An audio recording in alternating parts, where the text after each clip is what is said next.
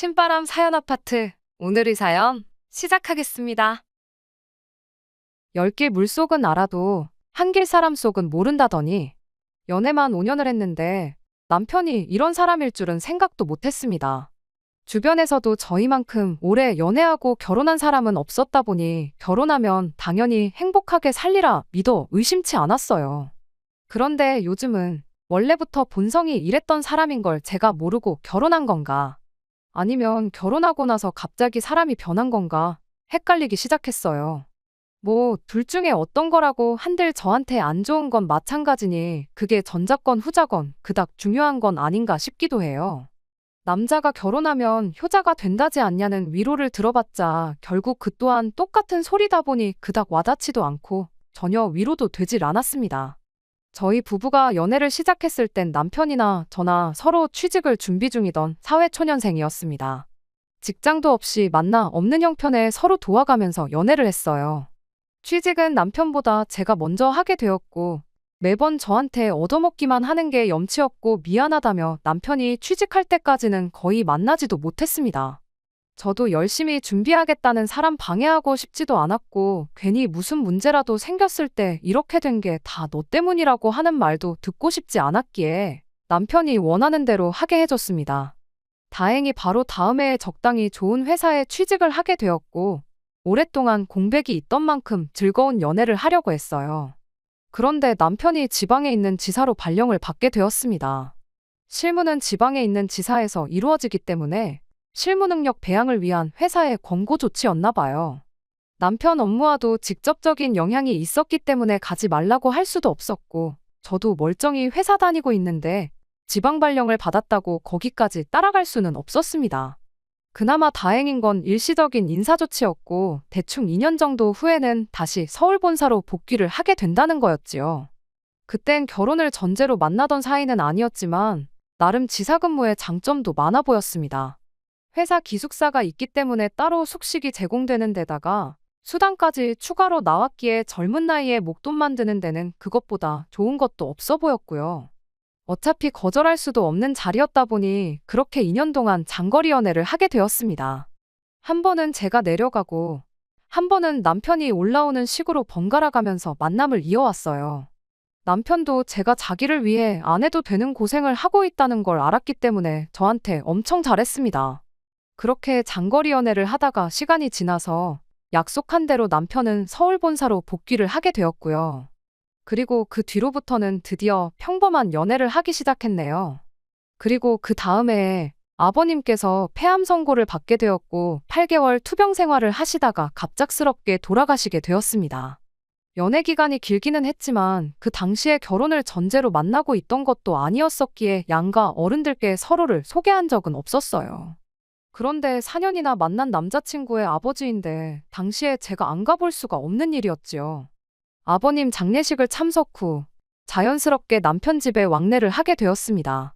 시어머니는 저를 무척이나 어려워하셨고 홀어머니 둔 외동아들이니 제 입장에서 많이 부담스러울 텐데 하시며 저한테 항상 고맙다는 말을 잊지 않으시던 분이셨습니다. 그때만 해도 만나온 기간도 길었고 남편과 별다른 일도 없던 데다가 남편도 저한테 잘해주지 시어머니도 저를 어렵게 생각하시지 주변 친구들도 하나둘씩 결혼을 하고 친정 부모님도 결혼에 대해서 가끔씩 눈치를 주던 상황이었으니 저도 자연스럽게 결혼 생각을 하게 되었지요. 시어머니도 당시 저한테 제가 며느리였으면 참 좋겠다는 식으로 언급을 몇 번 하셨다 보니 남편도 자연스럽게 결혼 생각을 하게 되었던 것 같습니다. 결혼 준비하는데 그렇다 할 어려움은 없었어요. 예상했던 대로 지방 근무를 했던 덕분에 남편은 이미 수중에 모아놓은 돈이 상당했습니다. 제가 남편보다 취직이 1년 정도 빨랐는데도 불구하고 남편이 모아놓은 돈이 저보다 많았으니까요. 애초에 월급도 저보다 조금 높은 편이기도 했고 저는 첫 해에 번 돈은 거의 학자금 대출 갚는데 다 들어갔거든요. 그래도 대출 좀 끼고 두 사람 돈을 모으면 서울 적당한 곳에 아파트 하나 구해서 시작은 할 수 있겠다는 계산이 섰습니다. 양가에서 도움을 받으면 대출이자 갚는 부담은 조금 줄어들 수도 있었겠지만 아버님 돌아가신 후로 평생을 전업주부로 살아오신 시어머니에게 노후 자금일지도 모르는 돈을 뜯어내고 싶지는 않았어요. 남편한테 어머님 노후는 어떻게 돼 있는 거냐 물어봤습니다. 차라리 결혼 전에 사실을 미리 알고 있는 편이 더 낫겠다는 생각을 했었거든요. 남편은 걱정할 거 없다고 대신 둘이서 모은 돈으로만 결혼하게 될 것 같다고 지원은 바라지 못하겠다는 대답을 했고 그 부분은 저도 염두에 두고 있던 바였기에 그 대답을 들은 후에 결혼 준비를 시작했고 끝내 남편과 결혼하게 되었습니다. 이미 결혼 전에 시어머니와 왕래를 자주 했었기도 하고 아버님 돌아가시고 나서 얼마 지나지 않아 아들마저 결혼에 분가해 나갔으니 혼자 계시는 시어머니의 안쓰러운 마음도 있었습니다. 못해도 일주일에 한 번씩은 남편과 같이 있을 때 영상통화도 드리고 하면서 연락도 자주 드렸고 한 달에 2번 정도는 쉬는 날 시댁에 방문해서 시어머니와 함께 시간을 보내거나 했습니다.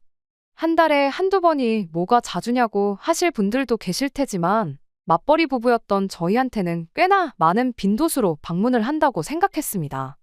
연애 기간이 길었던 만큼 솔직히 휴일이라고 해서 둘이 어디 나가서 특별한 데이트를 한다던가 하는 계획은 없었고 바라지도 않았습니다만 집에서 편하게 쉴 수도 있는데 따지고 보면 한 달에 열흘도 채 되지 않는 휴일에 2번씩 시댁에 방문하는 건 나름대로 저한테는 힘들었던 부분이 있었어요. 며느리가 시댁 가는 것과 사위가 처가 가는 건 엄연히 차이가 있잖아요. 어떤 때는 일하고 온 것보다 더 피곤하다 느낄 때도 있었어요.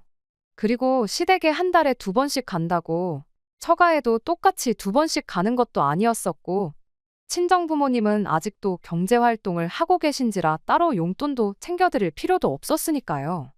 제가 시어머니를 어머니처럼 대할 수는 없었지만 저는 나름대로 최선을 다하고 있다고 생각했습니다. 그때까진 딱히 남편과 제 사이에 그렇다 할 문제가 있다고 생각하지 않았어요.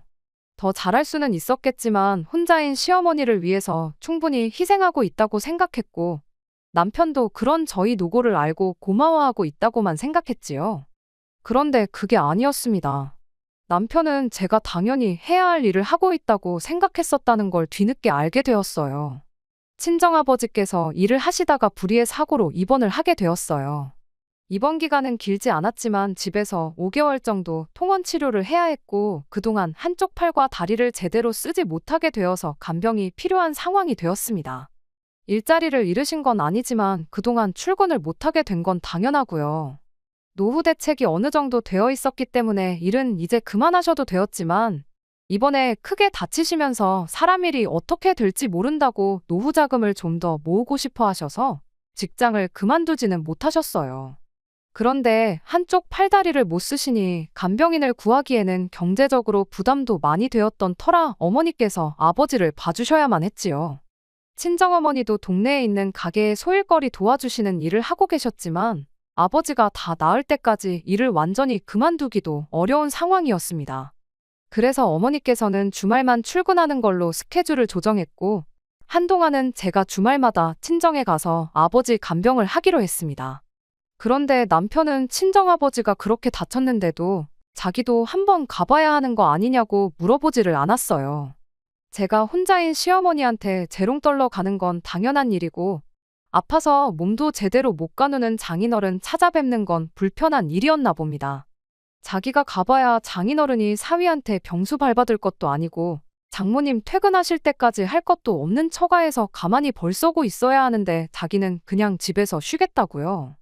그 말이 엄청 서운하게 들리긴 했지만 남편이 말을 심하게 표현하기도 했지만 사실 틀린 말은 아니잖아요. 안 그래도 자기가 부주의해서 다친 거라고 자책하시고 계신 친정아버지가 당신 때문에 딸이랑 사위까지 와서 편히 쉬지도 못하고 친정에 찾아와 있으면 간병받는 아버지 속도 속이 아니겠거니 생각했습니다. 애초에 내 아버지 간병하는 건데 남편한테 도움받을 생각도 없었고요.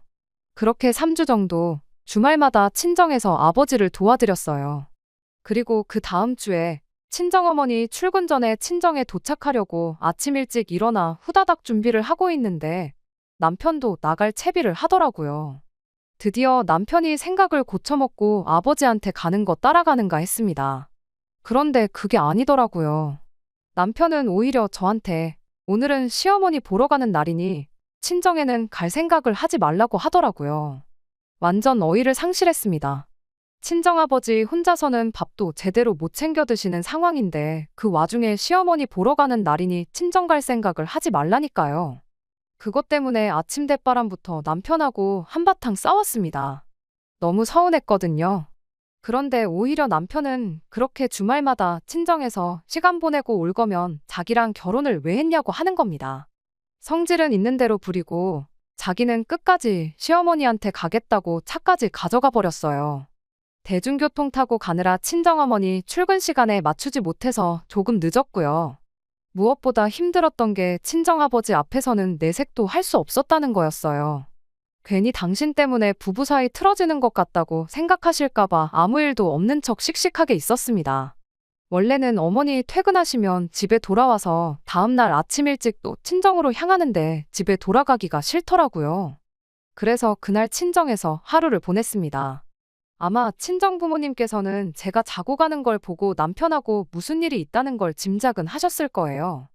다음날 저녁까지 아버지 간병하다가 어머니 퇴근하신 거 보고 집으로 돌아갔습니다. 그런데 집에 돌아오니 문 앞에서부터 화기애애한 소리가 들려오더라고요. 문 열고 들어가 보니 시어머니가 집에 계시더라고요. 결혼 전에는 아니 당장 얼마 전까지만 해도 저한테 고맙다고 저 같은 며느리를 얻은 게 복이라고 말하던 어머님이 저를 쳐다보는 표정부터가 달라졌더라고요. 혼자 친정아버지 간병하느라 고생했다는 말까지 기대한 건 아니지만 이제 왔느냐며 차갑게 말하시는데 그때의 기분은 아직도 말로 표현하기 힘드네요. 어머님께서는 어쩐 일로 오셨냐 물으니 아들한테 이야기 들어보니 제가 제 할 도리를 다 하지 않는 것 같아서 감시차 오셨다더군요. 그동안은 알아서 잘하겠거니 하고 간섭을 안 했는데 오늘 와서 보니까 아주 결혼 생활을 날로 먹으려는 것 아니냐며 저한테 잔소리를 시작했습니다. 아마 제가 전날에 집에 안 들어오고 친정에서 하루 자고 온다는 말에 남편은 그 길로 시어머니 모시고 집으로 돌아온 듯 싶었습니다. 그리고 그 사이에 어머님은 냉장고 검사부터 다 끝내시고 잔소리할 것들을 준비해 두신 듯 보였어요. 아니나 다를까 냉장고에 있는 반찬 가게 음식들을 보고 뭐라 한마디를 하시더군요. 당신은 아버님 살아계실 때부터 아들 장가 보낼 때까지 우리 집 남자들 밥을 이렇게 허접하게 차려준 적이 없다고요.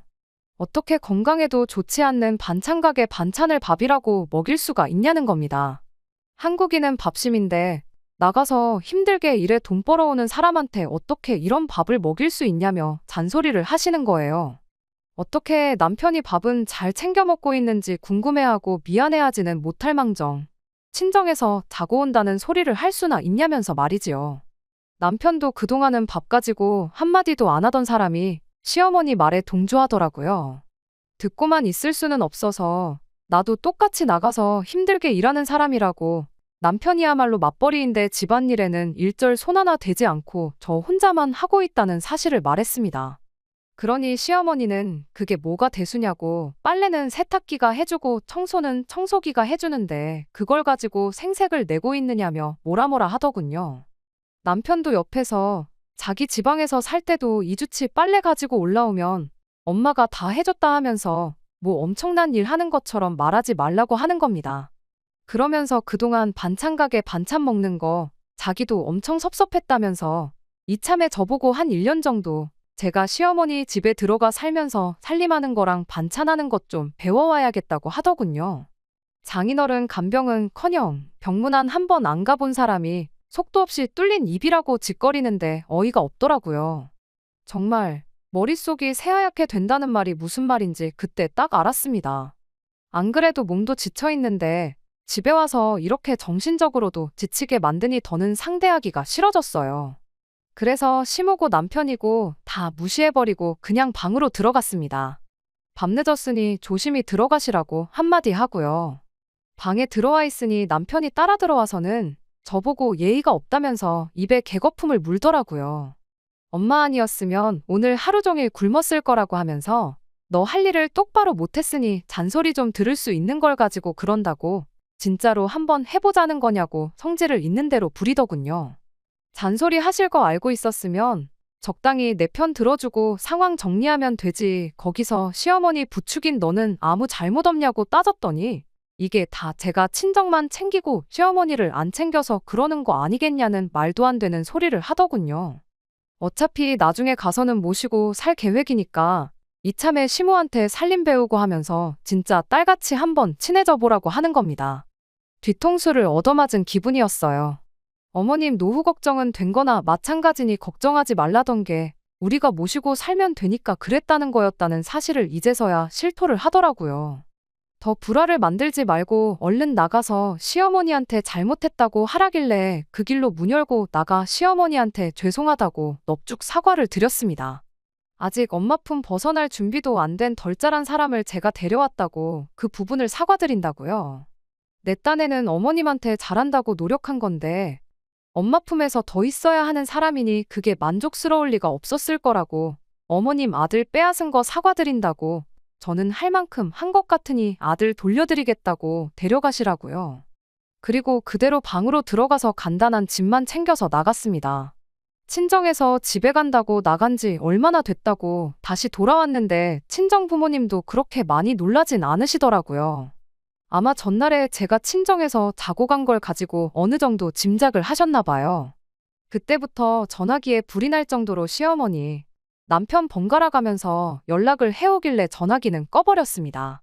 다음 날에 회사의 사정을 대충 지어내서 설명하고 그날 월차를 내고 일과를 빼서 집에 들러 미처 챙겨 나오지 못한 짐을 마저 챙기러 갔습니다. 시어머니가 있을 줄 알고 친정어머니 대동해서 만반의 준비를 하고 나갔는데 집에 시어머니는 커녕 시어머니 짐가방도 안 보이더라고요. 그날 나머지 짐을 싹 다 챙겨서 친정으로 돌아왔습니다. 그리고 그날 저녁에 남편이 친정어머니한테 전화를 했더라고요. 저는 전화번호 차단해버려서 연락이 안 되니 저희 어머니한테 전화를 했던 것 같아요. 제가 으름장 놓고 친정으로 간 건 줄 알았나 본데 짐을 싹 다 빼버렸으니 남편도 허겁지겁 저한테 연락을 해온 거예요. 그제서야 저한테 미안하다고 사과하더라고요. 시어머니는 어디 갔냐 물으니 집으로 돌아가셨다는 겁니다. 그래서 그럼 더 잘 됐다고 그 길로 엄마 따라가서 평생 엄마가 해주는 밥 먹으면서 그 집 가서 살라고 했어요. 할 도리 똑바로 못하는 마누라 데리고 살아서 뭐 하겠냐고 끼니마다 집밥 챙겨주고 청소 빨래 다 해주는 엄마랑 꼭 붙어서 살라고 했습니다.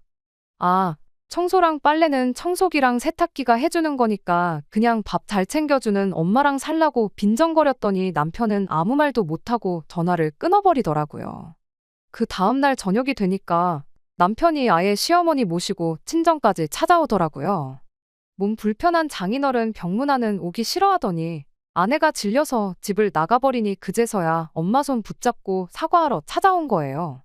시어머니도 아들 뒷바라지 며느리한테 맡기고 나중 가서는 합가해서 집안일 해주는 며느리한테 효도받으며 살 계획이었나 본데 제가 이혼하겠다고 이러고 있으니 졸지에 아들 뒷바라지 다시 하게 생겨서 그런지 이틀 전과는 다르게 미안하다고 자식 가진 부모 마음이 똑같은 거 아니겠냐며 저희 친정어머니한테 호소를 하더라고요. 친정어머니가 자기 자식이 귀하면 남의 자식도 귀한 줄 아셔야 하는 거 아니냐고 시어머니 사과를 단번에 차단해버렸어요. 이번에 그냥 넘어갔다가 또 그러면 어떻게 할 거냐고 오늘 이혼시키나 몇 달 뒤에 이혼시키나 결과는 똑같은 거 아니겠냐며 그냥 돌아가시라 했습니다. 그렇게 이혼을 진행하게 되었습니다. 남편은 집밥 꼬박 챙겨주는 엄마 품으로 돌아가서 좋을 테고 시모는 혼자서 외로울 일도 없을 테니 두모자한테는 잘된 일이겠지요. 솔직히 정이 떨어질 대로 떨어져서 이제는 서운하기는커녕 화조차도 나지 않습니다. 제가 며칠 버티다 들어갈 줄 알았는지 이혼 서류 보내주니 또 찾아와서는 무릎까지 꿇고 잘못했다 빌더군요.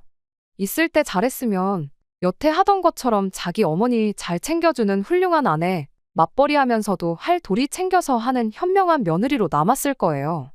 하지만 이제는 그 어떤 기대도 하고 싶지 않고 오히려 이혼하기로 결심하니 마음까지 편해지는 것 같네요. 이런 진흙탕 싸움은 하루빨리 끝내버리고 싶습니다. 결혼 5년 차의 부부입니다.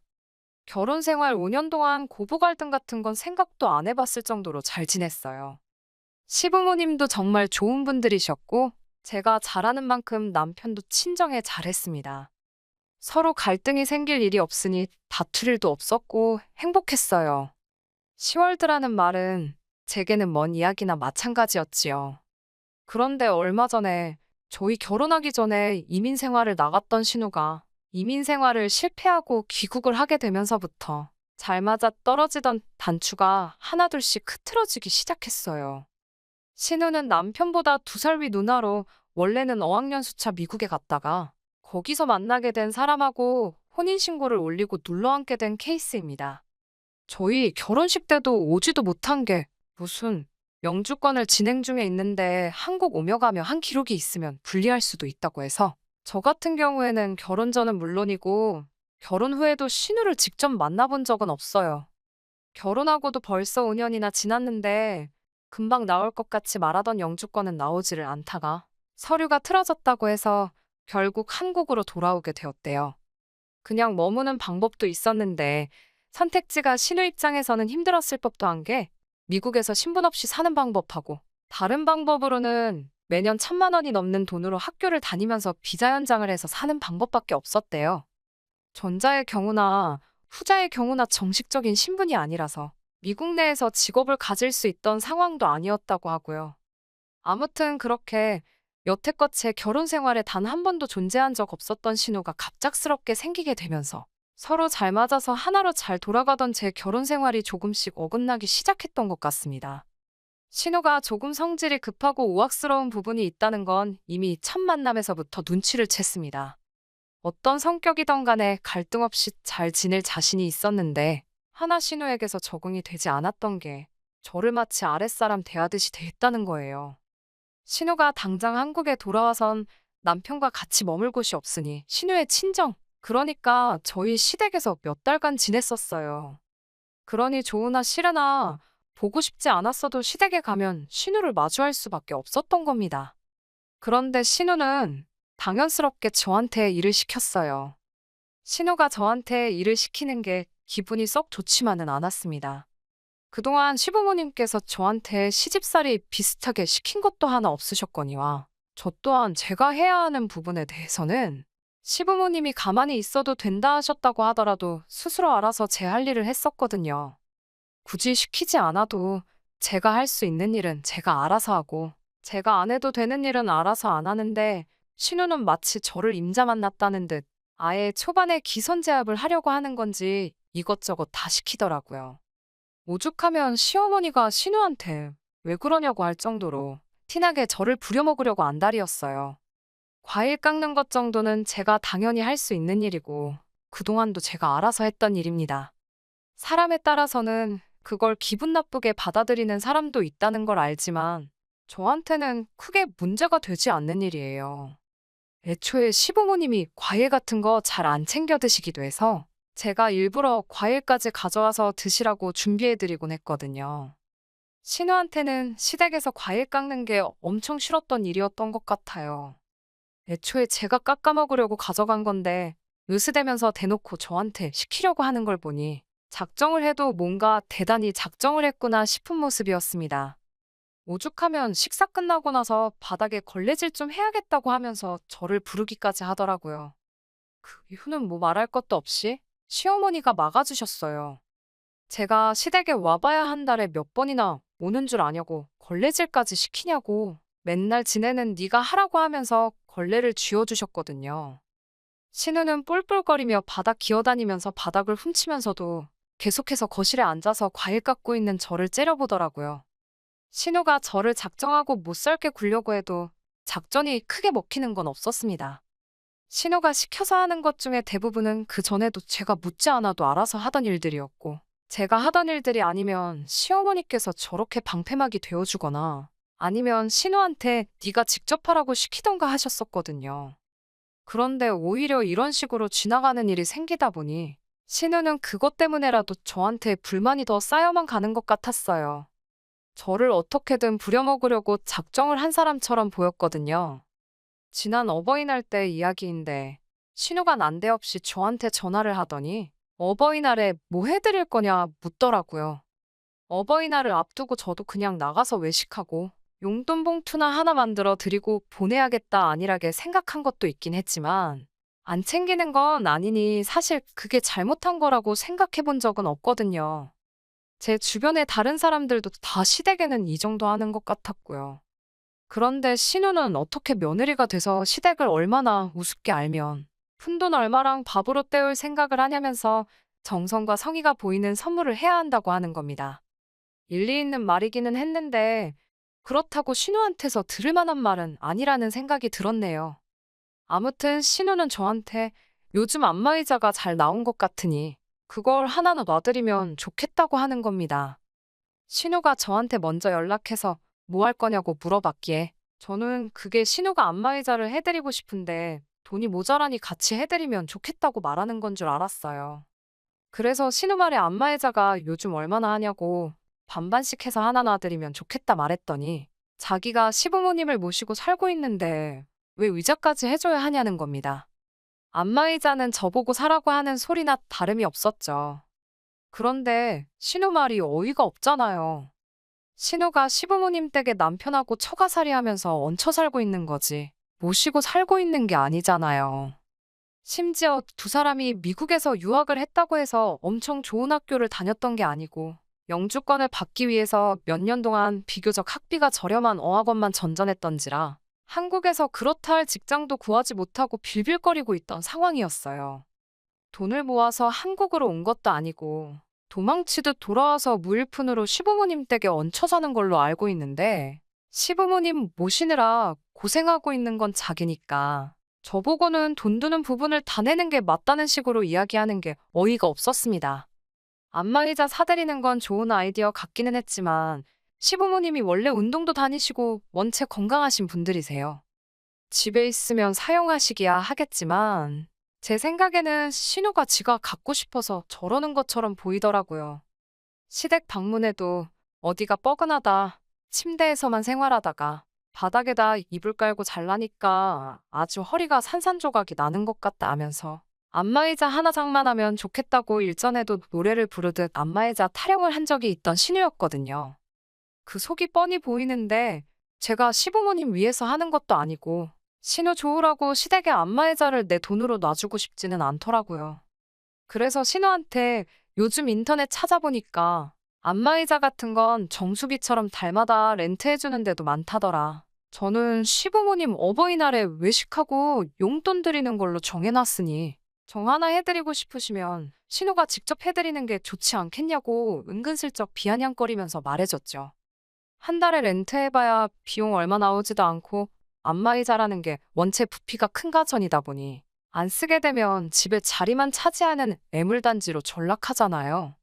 몸에 잘 맞을지 아닐지도 모르는데 무턱대고 몇백만 원 줘서 새 걸 사드리는 것보다 한번 렌트로 써보고 결정하는 것도 나쁘지 않지 않겠냐고. 그렇게 한마디 했더니 신우가 저보고 아주 너 같은 며느리는 세상에 없겠다고 하고 전화를 끊더라고요. 저는 속으로 너 같은 딸도 세상에 없을 거다 하고 말았네요. 당장 신우가 저를 귀찮게 하기는 했지만 저한테 직접적으로 피해를 주는 부분은 없다고 생각했어요. 거기에 그동안 결혼 생활하면서 시부모님과 저희 관계가 워낙에 좋았기에 신우가 저런다고 해서 제가 덩달아 시부모님한테까지 나쁘게 대해야 할 이유는 없다고 생각했습니다. 그런데 얼마 전에 시어머니가 급격하게 몸이 안 좋아지게 돼서 병원에 자주 오며 가며 하셔야 하는 일이 생기게 되었습니다. 일주일에 2번씩 병원에 왔다 갔다 하셨어야 했어요. 아버님은 아직 은퇴를 안 하셔서 일을 하고 계시고 남편도 일을 하고 있어서 어머님을 모시고 병원에 다녀올 수 없는 상황이었어요. 예전에도 어머님이 같은 이유로 몸이 안 좋으셔서 제가 어머님을 병원에 오며 가며 모시고 다녔던 적이 있었습니다. 저 또한 일을 하고 있었는데 저 같은 경우에는 제가 하는 일이 회사를 나가는 게 아니다 보니 그런 시간적인 부분에 있어서는 조금 유도리가 있는 직장이어서 그렇게 할 수 있었던 거예요. 하지만 이번에는 조금 안심을 했던 게 신우가 집에 상주하고 있으니 이번만큼은 조금 괜찮을 거라고 생각했어요. 신우가 오며 가며 시어머니 모시고 병원도 다닐 수 있고 경우에 따라서는 신우가 어머님 병수발까지 들을 수 있는 상황이었으니 말이지요. 몇 년 전 그 당시보다 나아진 상황이라 저나 남편, 시아버지의 시어머니까지 다들 안도의 한숨을 내쉬었는데 정작 시어머니 모시고 병원 다녀와야 하는 신우가 자기는 하기 싫다고 대놓고 선언을 하더라고요.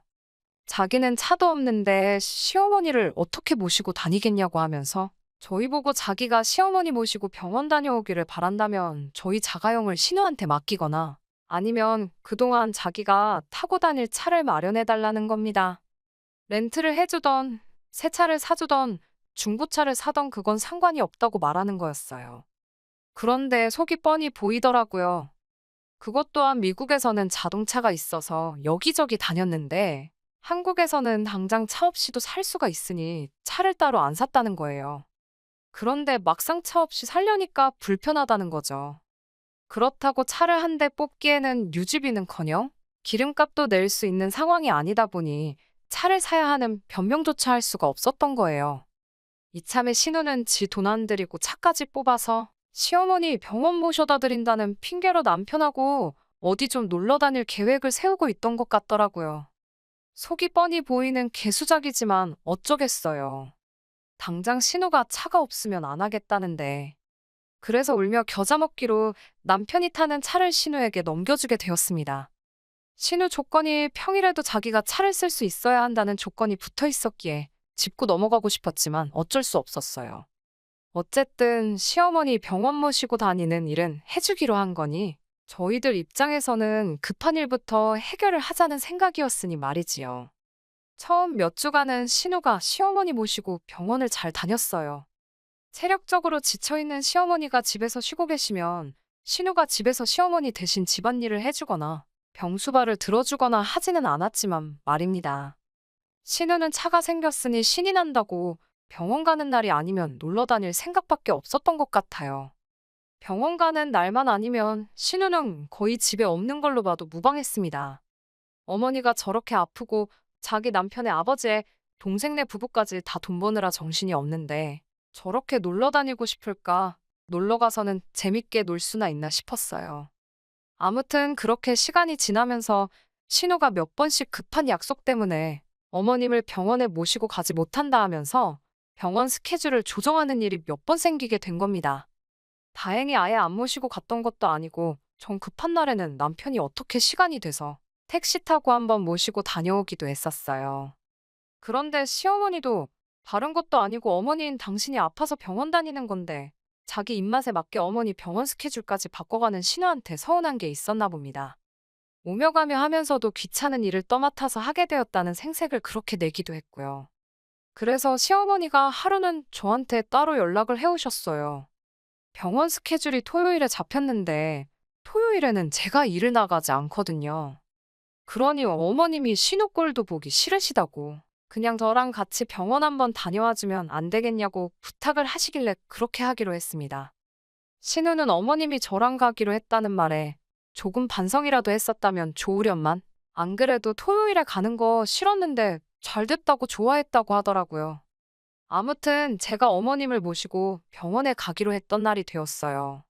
그런데 갑작스럽게 제가 일하는 곳에 결혼이 생기게 되면서 저보고 급하게 출근을 해줄 수 있느냐 하는 연락이 왔습니다. 어머님 병원 모시고 다녀와야 된다고 안 된다고 설명을 해봤지만 당장 제 일터에 저 말고는 연락이 되는 사람이 따로 있는 것도 아니고 제발 한 번만 살려달라고 사정사정을 하더라고요. 그래서 혹시 신우가 집에 있을 수도 있으니 다음번에 가는 걸 저랑 가는 걸로 하기로 하고 어머님께 양해를 구해봐야겠다 싶었어요. 그게 화근이 될 거라고는 상상도 하지 못했지요. 어머님은 제 상황을 듣더니 알겠다고 하시고는 신우랑 같이 병원 다녀오겠다고 하셨던 겁니다. 그런데 그건 어머님의 거짓말이었던 거예요. 신우는 이미 아침 대바람부터 어딜 나가 있던 거였고 시어머니는 괜히 제 입장 난처해질까봐 그냥 혼자서 다녀오시기로 하고 대중교통을 타고 이동을 하셨던 거였어요. 그리고 지하철을 타고 가시다가 빈혈기로 잠깐 정신을 잃으셨나 봅니다. 병원을 훨씬 지나친 역에서 발견돼서 병원에 입원을 하시게 돼버렸어요. 어머님이 입원했다는 소식에 저도 하던 일 앞치마 벗어던지고 곧장 병원으로 향했고 아버님이랑 남편도 병원에 이미 와 있더라고요. 이게 다 무슨 일이냐 묻길래 제가 급하게 일 때문에 병원에 같이 못 가게 되었다는 사실을 전했고 어머님은 신우랑 가신다고 했는데 저도 무슨 일인지 모르겠다 이야기를 했어요. 얼마 안 있어서 신우도 병원에 도착을 했고 어머님 입원하신 거 보고는 어머님이 저렇게 된 게 다 저 때문이라면서 다짜고짜 제 멱살을 잡더라고요. 제가 참을성이 조금 없기는 했지만 순간 욱하는 마음과 여태까지 참아온 감정이 한 번에 터져나와서 저도 모르게 그대로 신우를 바닥에 매다 꽂아버렸어요. 제가 어렸을 적에 운동을 좋아라 했고 아버지께서 저를 국가대표로 만든답시고 유도를 했던 적이 있어요. 초등학교 때까지도 곧잘 하기는 했는데 제가 성장기가 일찍 끝나버려서 체급에 맞추려면 몸무게를 많이 올려야 했었거든요.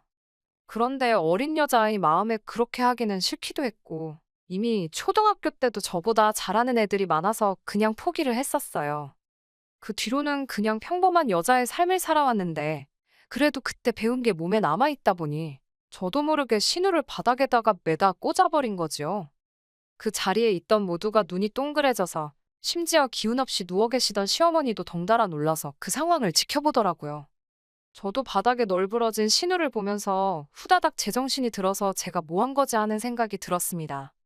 그래도 시부모님 보는 앞에서 신우를 바닥에 내동댕이 쳐버렸는데 좋은 소리 들을 거라고는 생각도 못했지만 역시 저희 시부모님이었어요. 적반하장으로 큰 소리치는 신우에게 네가 맡아서 하기로 했던 일도 제대로 안 해놓고서는 뭘 잘했다고 멱살을 잡고 왜 그걸 며느리 탓으로 떠넘기냐고 하시더라고요. 애초에 네가 똑바로 했으면 시어머니가 저한테 그런 부탁이나 하셨겠냐며 딸 냅두고 며느리한테 그런 부탁하는 니네 엄마 체면은 생각해봤겠냐며 신우를 나무라시더라고요. 저한테 매다 꽂힌 것도 당해도 싼 일이라고 또 별것도 아닌 일 가지고 며느리 잡들이 하려고 하기만 해보라고 울음장을 놓으시는데 신우는 바닥에 대자로 뻗어서는 아무 말도 못하고 억울한 건지 눈물만 삼키고 있는데 조금 미안한 마음까지 들었습니다. 그 뒤로는 신우가 시부모님 말도 잘 듣고 저희한테 쓸데없는 억지도 안 부려요. 그리고 저를 보면 쭈뼛쭈뼛거리면서 피해 다니기 일쑤입니다. 남편한테 들으니 신우가 그동안 저를 키도 작고 얌전해 보인다고 아주 우습게 봤다나 봐요. 겉만 보고 저를 아주 물로 봤다가 직접 바닥에 매다 꽂히고 난 뒤로부터는 저한테 함부로 대하지 못하는 거였지요. 거기에 그날 제가 신우를 바닥에다 매다 꽂은 날 신우가 바닥에 나자빠지면서 주머니에서 어디 외진 곳에 있는 숙박업소 라이터가 튀어나왔다고 해요. 다행히 아무도 못 보고 그걸 남편이 혼자서 봤다더라고요. 그래서 혹시나 싶어서 남편이 차에 가서 블랙박스 기록을 뒤져봤더니 아무 기록도 남아있지 않고 싹 다 지워져 있다는 겁니다. 그래서 신우한테 이거 누나가 지운 거냐 물어봤는데 신우가 쩔쩔매면서 원래 용량이 가득 차면 자동으로 지워지는 거 아니냐고 발뺌을 했다고 하네요. 용량이 가득 차면 자동으로 지워지는 게 맞는데 기록이 한 번에 사라지는 게 아니고 순차적으로 지워지는 원리라고 하는데 물리적으로 누가 직접 다 기록을 지우기 전까지는 저렇게 아무것도 없이 지워지는 일이 없다고 하더라고요. 물론 그거 말고는 물증이 없어서 어떻게 하지 못하지만 신우가 이제는 저를 무섭게 생각하는 거 말고도 귀가 캥기는 일을 만들어버린 거나 마찬가지니 아마 남편 말로는 한동안은 신우가 별 사고 안 치고 잘 할 것 같다고 하더라고요. 저도 이제 와서 신우가 시어머니 병원 안 모시고 어딜 다녀온 건지 누구랑 있던 건지 알아내고 싶지는 않아요. 적어도 더 이상 사람 겉으로 판단해서 우습게 보지 않고 시집은 며느리라고 해서 자기 아랫사람으로 생각하지 않고 그게 자기가 원해서 하던 어쩔 수 없이 하던 간에 부모한테 자식된 도리 제대로 하기만 한다면 신우의 사적인 일을 가지고 크게 문제 삼고 싶지도 않네요. 다만 신우가 한 번 더 말도 안 되는 억지 부리면서 저를 우습게 본다면 저도 이젠 더 이상 참지 않으려고 합니다. 신우가 신우라는 이유로 헛짓거리를 하고 있다는 걸 이젠 온 가족이 알고 있으니 저도 더 이상 시부모님 눈치 보면서 신우까지 덩달아 어려워할 필요가 없으니 말이지요. 결혼한 지 3년 된 31살 여자입니다. 남편이 저보다 4살 연상으로 올해 35살이긴 하지만 집안에서는 늦둥이라 그런가 시댁에 가면 애기 취급받는 막내나 다름없어요. 연애하는 동안에는 나이차가 많이 나던 남편이 그렇게 어른스러워 보일 수가 없었는데 집에서는 애기 취급을 받으니까 그 느낌도 참 새롭더라고요. 남편이로 아주버님 한 분 계시고 신우 한 분 계시거든요. 아버님은 남편이 20대 때 돌아가셨다고 들었고 70대 중반이신 어머님 밑으로 집안에서 첫째인 곧 50대에 접어드는 아주버님과 40대 중반인 신우가 있어요. 남편의 가족들을 처음 만났을 때는 시어머니도 시어머니겠지만 남편과 나이 차가 있는 신우가 더 무섭고 불편했어요. 주변에서 이야기를 듣고 제 눈으로 직접 보고 하다 보면 보통 며느리 입장에서 신우나 시어머니와 갈등이 생기잖아요? 제 나이만큼 차이 나는 건 아니지만 남편보다 10살 많은 신우를 제가 감당이나 할 수 있을까? 결혼하기 전부터 걱정이 많았습니다. 그런데 오히려 그런 걱정이 무색할 정도로 신우와는 엄청 잘 지내고 있어요. 올해로 중학생 아이 둘 키우는 신우를 사실상 명절 같은 날 제외하고는 만날 일도 거의 없기도 하지만 그건 둘째 치더라도 형님이 참 좋은 분이시거든요. 신우도 시댁에 가면 자기도 똑같은 며느리라고 제가 느낄 고충을 이 집에서 제일 잘 이해해 줄 수 있는 건 남편도 아니고 어머님이나 아주버님도 아니고 바로 자신 아니겠냐고 해줬던 말이 기억나네요. 힘든 일 있으면 언제든지 어깨를 내어줄 테니 기대도 좋다고 하는 신우와는 결혼 후에도 자주 밖에서 따로 만날 정도로 가깝게 지내게 되었습니다. 아무튼 걱정했던 것보다 큰 문제는 없었지만 그렇다고 해서 아무런 어려움이 없던 건 아닙니다. 예상치도 못한 아주버님하고 갈등이 생기기 시작했거든요. 저도 들은 이야기라 자세한 내막까지는 모르고 사실 별로 궁금하지도 않아서 깊게 알려고 하지도 않았습니다만 아주버님은 결혼한 지 얼마 되지 않아서 아내 되셨던 분과 성격 차이로 이혼을 했다고 들었습니다. 아주버님이 결혼했을 때는 아버님도 살아계실 때라고 들었고 집안 첫째이기 때문에 없는 돈 털어서 신혼집도 마련해줬다고 들었어요. 아주버님이 이혼을 하고 난 뒤에는 그 집에서 혼자 살게 되었다는데 아버님이 돌아가시게 되면서 어머님이 아주버님 집으로 들어가게 되었고 시부모님 명의로 되어 있던 아파트가 남편 명의로 돌아가게 되었습니다. 저희가 결혼하면서 그 집에 그대로 신혼살림을 차리게 되었고요. 제가 모아놓은 돈으로 혼수와 리모델링을 했는데도 돈이 많이 남았어요. 결혼을 하게 되면서 집 명의는 공동 명의로 한다는 이야기가 오고 가게 되었고, 그런데 거기서 아주버님이 난리를 피우게 되었습니다. 아주버님이 그렇게 계산하면 안 된다고 하면서 공동 명의를 하려면 저도 그에 상응하는 금액을 가져와야 한다고 하더라고요. 아주버님이 어깃장 부리는 것도 아니고 충분히 이유가 있는 발언이라고 생각했습니다만 알고 보니 아주버님은 동생 결혼을 빌미로 제 욕심을 차리려던 거였어요. 그때 아주버님이 왜 이혼을 했는지 어느 정도 이해가 가더군요. 욕심 많고 제멋대로고 사람 무시하고 사사건건 참견하는 안 좋은 성격은 다 가지고 있었습니다. 아주버님은 신혼집 공동명의를 하는 조건으로 자기 앞으로 7천만 원짜리 외제차를 사오라고 당당하게 요구하더라고요. 예단하는 셈 칠하나요? 그 차를 해와도 집값 반 내는 거보다 싸게 먹히는 거라면서 이 집에 며느리로 들어오고 싶으면 손도 안 대고 코 풀 생각하지 말고 그에 상응하는 성의를 보이라고 하더라고요. 그게 아니면 공동명의는 꿈도 꾸지 말라고 하면서요. 남편도 나이차가 많은 형님이니까 조금 어렵기는 했는지 딱 잘라서 말을 해주지 못했어요. 다행이었던 건 어머님께서 네가 결혼하는 것도 아닌데 왜 나서서 뭘 해오라 마냐 하냐고 남편 대신 말을 해주더라고요. 신우도 거들면서 오빠도 웃긴다고 얘가 차를 사와야 되면 자기들 탈 차를 사오면 되는 거지. 둘이서 알아서 하기로 한 문제를 가지고 상의도 없이 이렇게 껴드는 게 무슨 경우냐고. 대놓고 저희 있는 데서 아주버님 면박을 주더라고요. 오빠가 차 끌고 갈 곳이 어디 있다고 외제차를 사오라고 하냐고 하면서 말입니다. 아주버님이 별다른 직장도 없이 어머님이 운영하시는 가게를 도와주고 있다는 사실을 그때 처음 알게 되었습니다. 어머님과 신우가 나서서 도와준 덕분에 결혼 전에 아주버님 타라고 7천만 원이나 하는 외제차를 사갈 필요는 없게 되었습니다만 그때부터 아주버님하고는 영 잘 지낼 수 없는 상황이 되었습니다. 문제는 어머님이 아주버님하고 같이 살고 있다는 부분이었어요.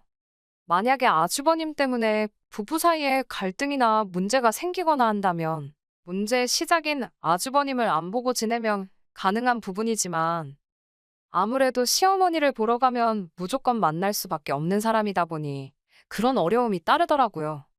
거기에 일도 어머님 가게를 돕고 계시다 보니 가게로 찾아봬도 아주버님을 마주치는 건 당연한 일이었어요. 아주버님이 어머님 가게를 돕고 있기는 하지만 후계자 같은 성격으로 일하고 있는 건 아니었어요. 그렇다고 직원처럼 일하는 것도 아니었고요. 집에 있으면 아무것도 안 하고 집안 돈 축내면서 술 마시는 게 일이라고 하면서 어머님이 최소한 그런 짓거리는 못하고 다니게 어거지로 데리고 다니고 계신 거라는 느낌이 더 들었습니다. 가게에서 힘써야 하는 일 같은 거 있으면 도와주고 가끔 카운터 같은 거 봐주거나 간단한 심부름 정도만 하는 정도로 일을 하고 있었어요. 그렇다 보니 어머님도 아주버님한테 따로 월급은 주거나 하지 않으신다고 하더라고요. 돈 들고 있어봤자 술이나 퍼마시고 도박이나 하러 다닌다고 하면서 차라리 고양이한테 생선을 맡긴다고 하셨지요. 간단한 생활비나 용돈 같은 걸 어머님께 타쓰고 있다는 사실을 알게 되었는데 그 이야기를 들으니까 아주버님이 외제차를 요구하는 것 외에도 저희한테 뭐라도 하나 뜯어내려는 모습이 설명이 되더라고요.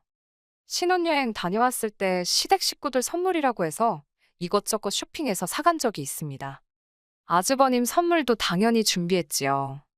적당한 가격대의 준명품 브랜드 가죽 지갑이었는데 받고 나서 영 떨떠름해 보이는 표정 때문에 혹시 선물이 마음에 안 드나 싶었어요. 그런데 나중에 저한테 따로 말하기를 자기는 이런 선물 같은 거 사올 필요 없다고 말을 하길래 욕심이 많은 줄 알았는데 생각보다 무력이 없는가 보다. 내가 오해했구나 싶었어요. 그런데 그 생각을 뒤집어 버리는 데는 단 5초도 걸리지 않았습니다. 말 끝나기가 무섭게 앞으로 어디 가서 자기 선물 사오려거든 앞으로는 돈으로 달라는 말을 하더라고요. 지갑이 좋으면 뭐 하냐고 지갑에 넣고 다닐 돈도 없는데 하면서 자기가 남자라서 사회생활 하려면 현금 필요할 때가 많다고 하는데 어머님 가게 도와주는 게 일이면서 무슨 사회생활을 하려고 하는 건지는 도무지 생각해봐도 모르겠었지만 말이에요. 하지만 이런 식으로 선물을 대놓고 돈으로 달라고 하는 말은 애교로 봐줄 정도로 별것도 아닌 일이나 마찬가지였습니다. 언젠가는 어머님 댁에 찾아뵈었을 때 어머님이 잠깐 자리를 비우신 틈을 타서 저희를 붙잡고 말을 하더라고요. 자기한테 못해도 한 달에 저 100만 원, 남편이 100만 원에서 200만 원 정도는 보내는 게 도리 아니냐고요. 무슨 말을 하는 건가 했는데 저희가 시어머니 부양하는 문제 걱정할 것도 없이 결혼 생활을 유지하고 있는 게 자기가 어머님을 모시고 살고 있는 덕분 아니겠냐는 겁니다. 한술 더 떠서 어머님이 내 집에 얹혀 살고 있으니 아버님 돌아가셨을 때 저희가 살고 있는 집이 남편 명의로 돌아갈 수 있었던 거라고. 사실상 우리 결혼의 1등 공신은 자기나 마찬가지라는 거예요. 앞으로의 저희 결혼 생활이 얼마나 행복할지는 자기 손에 달려있는 거나 마찬가지라는 말을 하는데 어이가 없더라고요. 그 나이 먹도록 직장도 없고 어머님 밑에서 기생하고 있는데 어떻게 아무리 그림이 그렇다고 하더라도 어머님이 아주버님한테 얹혀 살고 있다는 표현을 할 수나 있는지 싶었습니다. 어머님은 모르게 하라는 말을 하길래 어머님 자리 돌아오시자마자 아주버님한테 그러면 보내라던 돈은 언제부터 보내드리면 되겠느냐 일부러 물어봤습니다. 당연히 어머님이 무슨 돈을 말하는 거냐고 반응하셨고 저는 제가 착각해서 실수했다는 것처럼 깜짝 놀라며 어머님은 모르고 계셨냐고 조금 여우처럼 어머님한테 아주버님이 꺼낸 돈 이야기를 그대로 전달했습니다. 어머님은 이야기 다 들으시고는 얼굴이 둘그락불그락해지더니 이제는 돈 나올 구멍이 없으니까 지 동생한테 돈을 뜯어낸다고 하시며 저희가 있는데도 할 말 못할 말 다 꺼내시며 호통을 치셨습니다. 남편하고 제가 어머님한테 달라붙어서 뜯어말리긴 했는데 탈탈 털리고 있는 아주버님을 보고 있으니 솔직히 좀 쌤통이었어요. 아주버님은 항상 저희들 머리 꼭대기 위에 있다고 생각하고 있거든요. 하지만 그 행동의 수준이 뻔히 보였기에 항상 제 손바닥 안에 있었지요. 한두 번씩 돈 문제를 가지고 사소한 사건을 만들어내기는 했는데 결국엔 아주버님 손으로 제 돈 10원짜리 하나 들어간 적이 없었지요. 욕심을 조금이라도 덜 냈으면 어떻게 제가 속아 넘어갔을 수도 있겠는데 매번 저렇게 말도 안 되는 과한 욕심을 부리다 보니 안 들킬 것도 들켜서 본전도 못 찾고는 했습니다. 아주버님이 아무리 노력을 해도 저에게 항상 간파를 당했고 혹시나 아주버님이란 위치로 저를 깔아뭉개려고 하면 항상 어머님이나 신우가 제 편을 들어주면서 방패막이 되어주었습니다. 남편이 의외로 아주버님에게 유독 약한 모습을 보였던 점이 아쉽기는 했지만 남편이 아니더라도 시어머니나 신우가 제 편에 서서 항상 도와주는데 딱히 무서울 건 없었네요. 그렇게 신혼 때부터 현재까지 아주버님이 몇 번의 꼼수를 부렸지만 제가 현명하게 대처해가며 사전에 방지를 했고 큰일로 키우지 않고 항상 좋게 좋게 잘 넘어가고 있었습니다. 어머님도 신우도 아주버님이 이런 사람인 걸 이미 알고 있었기에 오히려 이 정도인데도 일 크게 안 만들고 아무 일도 없었다는 듯이 잘 대처하는 저였기에 저를 더 아껴주셨던 것 같네요. 그런데 얼마 전 도무지 참을 수 없는 아주버님의 행동에 전에 없을 정도로 한판 크게 붙게 되는 사건이 생기게 되었습니다. 저한테 여동생이 있어요. 연년생이고 올해 30이지요. 여동생이 대학 생활 하다가 미국으로 잠깐 어학연수차 간 적이 있었습니다. 그런데 거기서 한국교포 사업가와 연애를 시작하게 되었고 어학연수가 끝나고 한국에 들어오는 대신에 그 사람하고 결혼을 하게 되었어요.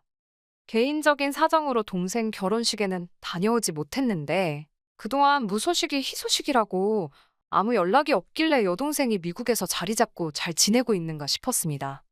그런데 얼마 전에 여동생이 이혼을 하게 되었다는 소식을 듣게 되었어요. 미국에서 좋은 조건으로 회사도 다니고 있었고 자리도 잘 잡았고 신분 문제도 다 해결된 상태였는데 제 동생은 이 꼴저꼴 보기 싫다는 이유로 그냥 이민 생활 정리하고 한국으로 얼마 전에 돌아오게 되었습니다. 좋은 일로 돌아온 건 아니지만 서로 결혼식 때도 곁에 있어주지도 못했고 떨어져 지낸 기간이 워낙에 길었다 보니 여동생이 다시 제 옆에서 지내게 되었다는 사실이 기쁘기도 하더라고요. 이제 곁에서 같이 지내면서 그동안 자매끼리 못한 것도 해보고 그럴 생각에 부풀어 있었습니다. 아무튼 여동생이 돌아오고 나서 시어머니도 신우도 제 동생을 같이 한번 보고 싶다고 하셨어요.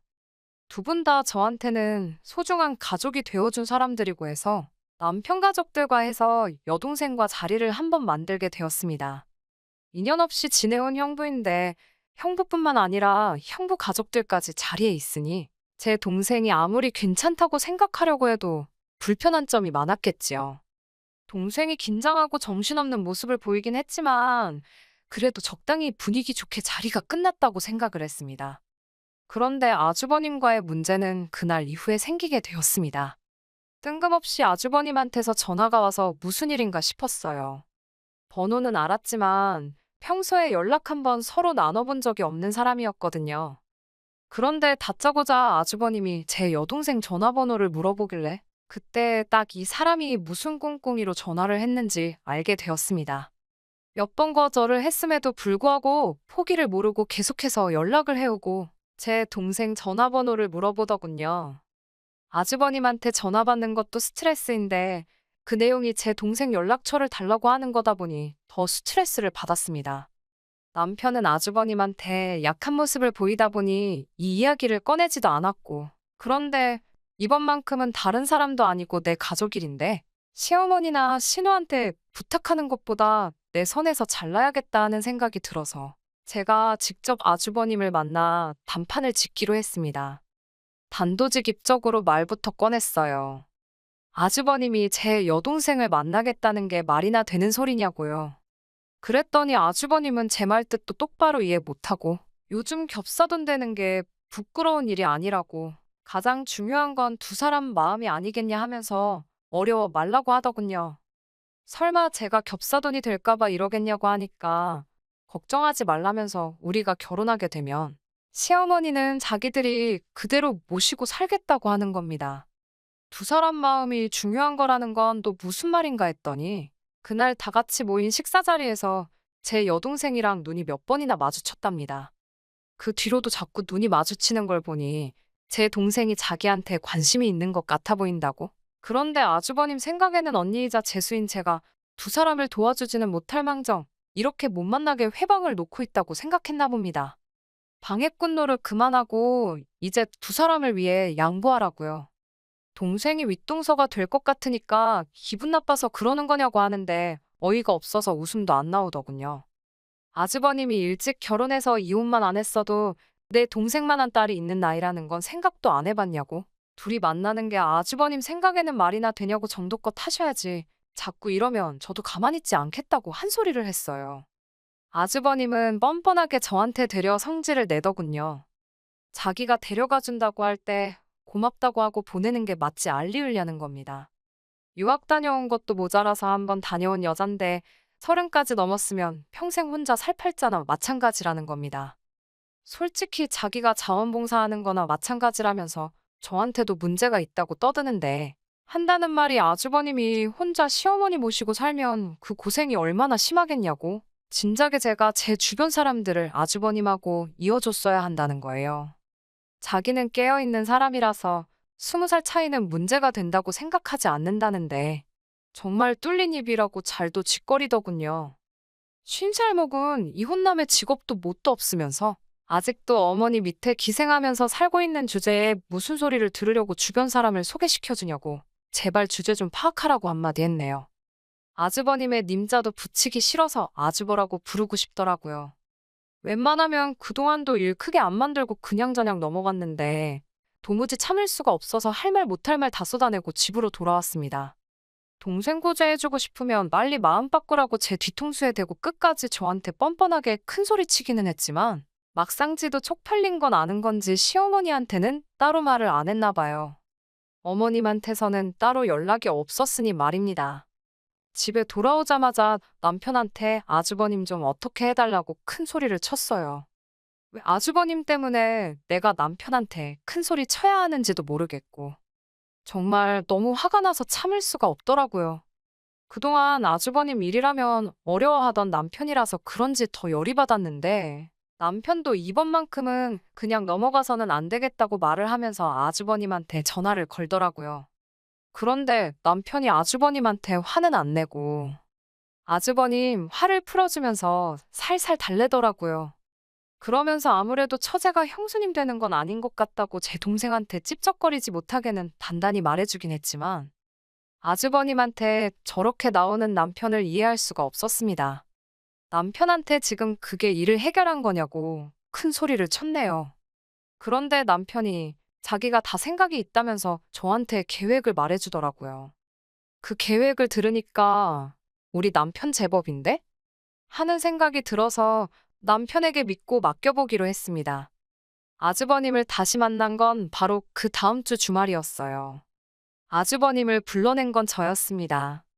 주변에 마침 20살 차이도 문제없다고 하는 사람이 있어서 제 동생 대신에 그 사람을 소개시켜주겠다고 불러냈지요. 아주버님이 기고만장해서는 이제야 정신을 차렸다는 듯이 으스대더라고요. 무슨 일이 벌어질지도 모른 채 말입니다. 그래도 소개받는다고 머리에 못도 바르고 제법 힘 좀 주고 나왔더라고요. 아주버님한테는 남편이 그분을 모시고 오기로 했으니 잠시만 기다려달라 했지요. 시계 봤다가 창밖을 봤다가 아주 떨려서 죽겠나 보더라고요. 이윽고 남편이 도착했고 남편 옆에 동행하신 분을 보더니 아주버님 얼굴이 아주 당황해서는 표정이 다 일그러지더군요. 남편이 데리고 온 사람은 다른 사람이 아니라 시어머니의 절친한 고향 후배로 남편이 이모라고 부르고 따르는 분이셨으니까요. 남편은 아주버님한테 형님이 깨어있는 분이라 한 번 다녀온 사람도 괜찮고 20살 차이 나는 사람도 문제가 없다고 하지 않으셨냐 하면서 좋은 자리 주선해봤으니 기회를 놓치지 말라고 했습니다. 애써 만든 자리니 잘 애보라고 말하고 저를 데리고 일어나서는 우리들은 이만 빠져주겠다고 하고 가게 밖으로 향했어요. 아주버님이 밖으로 나가는 저희를 따라 나와서는 상시옷 들어가는 욕을 하면서 저희를 불러세우더군요. 그런데 가게 밖에서 기다리고 있던 건 저희뿐만이 아니었어요. 시어머니와 신우도 같이 남편의 계획 아래 아주버님을 기다리고 있었습니다. 이미 어머님의 고향 후배분도 어머님도 신우도 남편의 계획 아래 아주버님이 저한테 무슨 짓을 했는지 다 알고 계셨고 고향 후배분도 어머님 도와주는 일인데 뭐가 문제겠냐며 흔쾌히 남편의 계획에 동참을 해주셨어요. 아주버님은 시어머니를 마주치자마자 얼음이 돼서 아무 말도 못하더군요. 어머님은 곧장 아주버님 뺨싸다기를 올려치시면서 첫째라고 오냐오냐 키워준 내 잘못이다 하시고는 너 사람 되는 꼴 보기 전까지는 죽지도 않겠다 큰 소리를 치셨어요.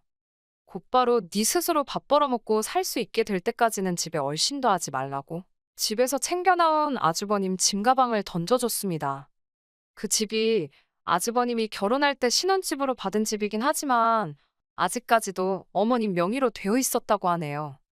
아주버님이 돈 흥청망청 쓰고 도박 때문에 이혼당한 걸 알고 있기 때문에 집 명의를 넘겨줬다간 그 집 날려먹는 건 시간 문제라고 생각해서 어머님 명의로 집을 유지하고 있었던 거예요. 그래도 자식이라고 불쌍하다 생각해서 먹고 살게는 해주고 있었는데 저대로 뒀더니 아주 고삐 풀린 망나니가 되었다며 제 여동생하고 결혼시켜달라고 우겼던 게 화근이 돼요. 이참에 크게 결심하고 아주버님을 집에서 내쫓아버리기로 결심하신 거예요. 집에 돌아와서 남편이 저에게 사과를 해왔습니다.